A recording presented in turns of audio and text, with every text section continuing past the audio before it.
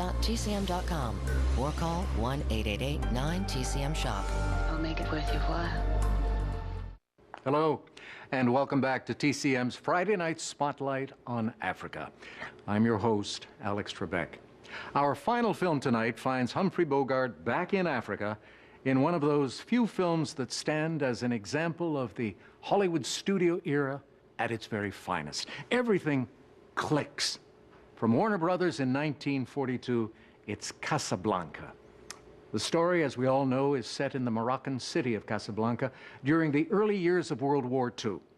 Bogart is an American expatriate named Rick Blaine, who owns the hottest nightclub in town, Rick's. Everybody comes to Rick's. Killers, crooks, the wealthy, the dreamers, the corrupt, the beautiful and the damned. Rick doesn't care who steps in as long as they behave themselves and pay their tab. That is until one night when Ingrid Bergman's Ilse Lund, a lost love from his past, walks into his gin joint. Now, there's little I could say about Casablanca that hasn't already been said a million times. The great characters, the quotable lines. But I will mention that luck did play a part in the success of this film. Production was moving right along when director Michael Curtiz received an unusual message from Jack Warner, the head of Warner Brothers. Work faster, it said.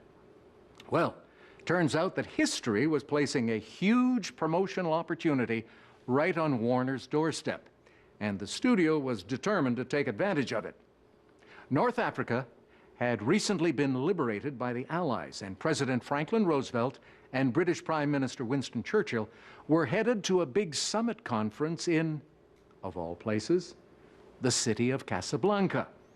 Because news coverage of the conference put the word Casablanca on the front page of every newspaper in the world, the Warner's publicity department couldn't imagine a better publicity campaign. What luck!